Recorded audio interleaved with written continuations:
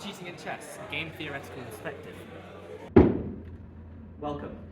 Is cheating killing chess? This is a game theoretic discussion by myself, Joe Browse, Callum Davies, Regan Davis, and Isaac Scott. Okay, so what is cheating? How does it work? What's been happening with it? So, cheating is when in chess you pull up a computer engine and it tells you the best moves. So you can do this online. It's very easy having it in a different browser. In person, there's certain theories about how it's possible, but it's a lot less common, with metal detectors existing. This is a picture of Magnus Carlsen, former world champion, and Hans Niemann. There was a massive scandal in 2022 when Magnus accused Hans of cheating over the board. There's been lots of it previously in the past as well, and as we'll see online, it's become a massive, massive issue. Okay, so what do the top players say? These are two statements from players that we've interviewed. So we interviewed a FIDE master and an international master alongside a few other masters.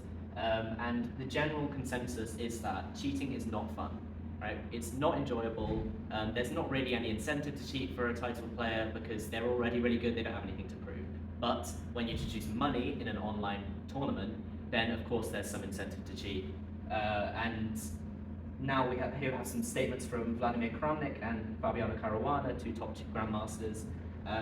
Kramnik is saying that a lot of people are cheating, or a lot of people who play well are cheating, but 20% are doing it consistently. And Fabi is saying over half of players are cheating, specifically in online tournaments.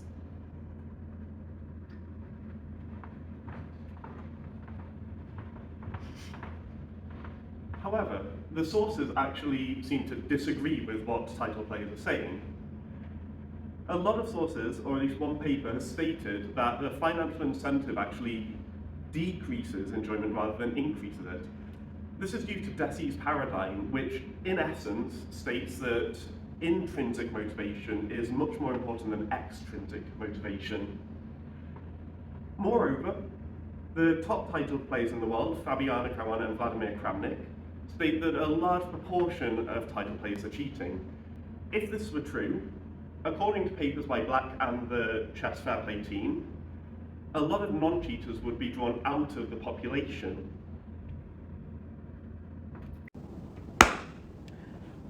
After the interview process, we wanted to simulate our own cheating strategies on chess.com, so we did it through experimentation.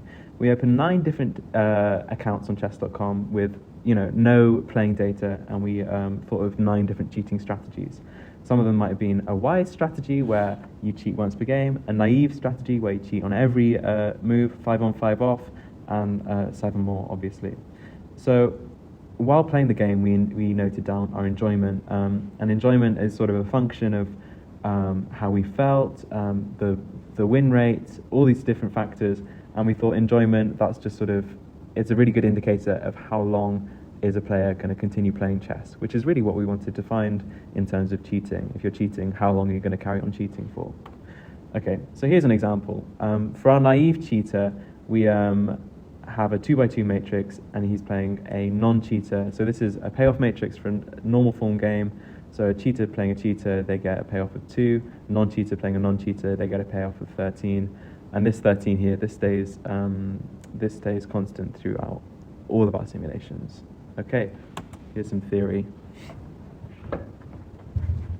Hello. We wanted to have these enjoyment matrices because we wanted to look at the Moran process, and more specifically the fixation probability, which we have the equation for here. So xi is the fixation probability of individuals of type I taking over the population, with gamma k, in our case, with just the 2x2 matrix being the fitness of individuals of type 2 over the fitness of individuals of type 1. Here we have a handwritten example with a population of 1 naive cheater and 4 non-cheaters, and as you can see in the table, we've calculated the fitnesses for all the individual types with different proportions of the population being cheaters and non-cheaters. And then we plugged it into the equation for the fixation probability and got that the fixation probability for cheaters in this case is roughly 1.80%. And then we went ahead and verified this with NashPy. So we got the same matrice there, created a game with it, and then got the fixation probabilities using the same initial population and a lot of repetitions. And this gave us that the fixation probability for cheaters in this scenario was about 1.89%, which is very close to what we got in the handwritten example, but it will never be exact because the handwritten example gives us the exact answer, whereas NASPI is just simulating it over a lot of repetitions and getting closer and closer to the exact answer, but never quite getting there. Okay, so for small games, for small populations, it's quite easy to calculate these fixation probabilities by hand. But for a larger, more diverse population, it's a lot more difficult. So we ended up with a 10 by 10 matrix for each of our different cheating strategies, and of course our non-cheating strategy. It's pretty difficult to read, but it's essentially the same as our 2 by 2 from before here. Okay, so we're just going to do a quick code demo on Python, simulating the Moran process for this game. Here we are in VS Code. We're going to be demoing the Moran process that we've written. So we'll start by defining the Moran process function, which takes player names, the payoff matrix, the proportions of the players in the population, the number of simulations, and then the generations per simulation. Okay, so we'll start by iterating through the number of simulations, and we'll generate our population according to the proportions that have been given here. We're going to start with 100 players. Could be 1,000, could be 1,000,000. 100 seems to work pretty well. So here's our mutation probability, which means every time someone reproduces, their offspring has a 5% chance to mutate. We want to do something cool here, where maybe say a naive player, they mutate back to non-cheating with a high probability or whatever. Due to time constraints, we just left it at 5%. The fitness function here, this is again pretty simple. You iterate through all the different, for a given player, you iterate through the population, and then you say what's the sum of their fitness, and then you divide it by, in this case, 100. Okay, good. So let's iterate now through the generations in our simulation. So we're just updating the progress bar, that's not important. You calculate the fitness of each individual, put it in the list, and then you select an individual proportional to its fitness for reproduction. So the guy with the most fitness, he's the most likely to reproduce. And you just randomly put the offspring inside the population there. Okay, here you select an individual randomly for removal. Again, we wanted to do something a little bit cooler here, a little bit more refined. Maybe you say someone cheats a lot, they get removed more likely with a higher chance. Someone cheats badly a lot, they get removed because they get bored. Again, for time constraints, we just left it at random. That's fine. Okay, we're updating the population. We're mutating the offspring, again, randomly, and then we save the data for every simulation. We save it to its own CSV file. Okay, we're going to start running the code now for our 10 by 10 matrix. So here's our player names, here's our 10 by 10. Here's some stuff that just simulates perhaps different players getting bored, different players getting banned. It doesn't make a massive difference. Okay, so what we're going to get from this code is 10 different graphs for our 10 different simulations of the populations over time. And that should be coming up just now. So we can see not all the graphs look identical. They look pretty similar, but because the Moran process with evolution, it's a stochastic process, so there's some uncertainty involved. We can see generally non-cheaters are staying on top, but that's why later on in the presentation we're going to see some averages, and we'll go into more detail about this data then. Okay, so what did we want to do? How would you do anything else? So this is all very well, good. But if you wanted, for example, to do the 2 by 2 matrix we just saw, it would be this. You just uncomment this, but it's pretty easy to pass a matrix for whatever game you want, maybe the hawk-dove game, maybe the stag and rabbit game, I forget what it's called. Anyway, and that's about it. So one small thing is that we did use some generative AI to help with the data visualization and the syntax and stuff, but we just felt we should add that in there. Okay, thank you. Okay, so that's the code demo. Very good code demo. And here's some interpretation of the results that we got from this code. So this is the average populations over those 10 simulations, and we're just going to zoom in into the non-cheating population to take a closer look. Oops. So you can see it starts out at 70 and it rises pretty quickly over around 250 or 300 simulations to sort of stabilize at around 80. That's an average line there. It rises and falls again just because of the stochastic process that we've got here. Okay, so now we're going to zoom further in to the the cheating strategies. So you can see it starts out, they're all at 3, and they're sort of quite erratic for a while, and then at around 800 generations, this one here, which I believe is clever, it rises and it gains dominance.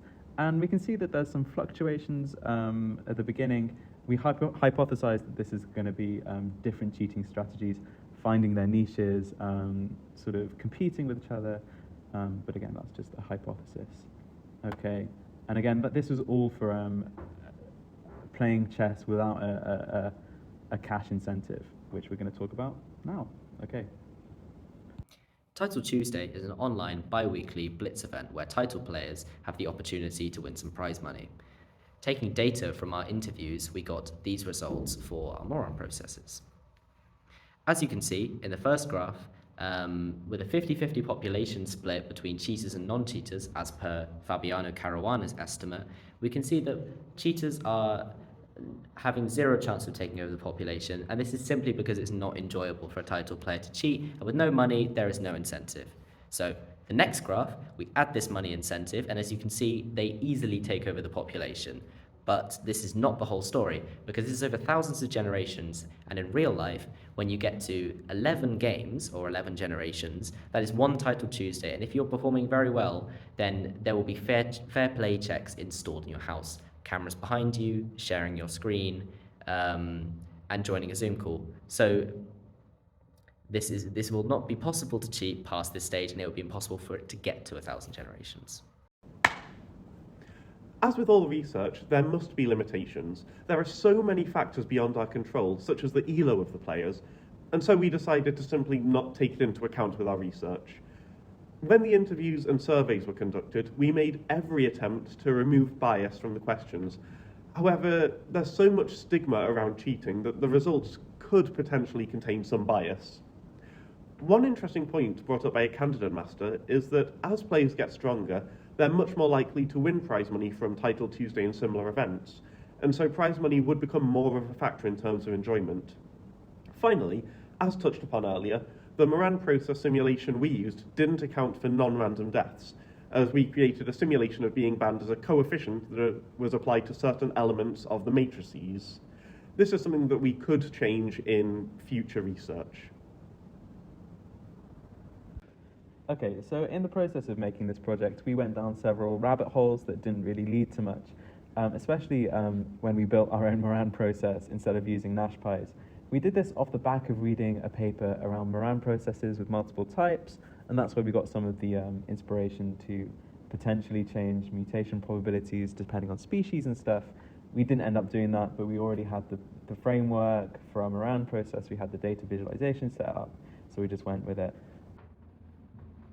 So, to conclude, chess isn't dead. When we look at the average playable, non-titled players, they play the game because they enjoy playing. They're not looking for prize money, they're not looking for fame or glory, they're just playing chess against their friends, against random strangers online. As the data shows, non-cheaters beat cheaters every time. So in terms of non-titled players, chess isn't dead at all. Precisely. Chess is not dead on the title level either. So we have shown that money incentive can really make a massive difference for their incentive to cheat. But as I previously mentioned, once you get, it's unrealistic to think about 5,000, 10,000 generations. Essentially, you have 11 generations. Once you win or finish in the prize money for a Title Tuesday or any other such online event, then there's going to be massive scrutiny on your play, and there's going to be fair play restrictions, and you'll likely never be able to do that again if you were cheating. So chess is not not dead.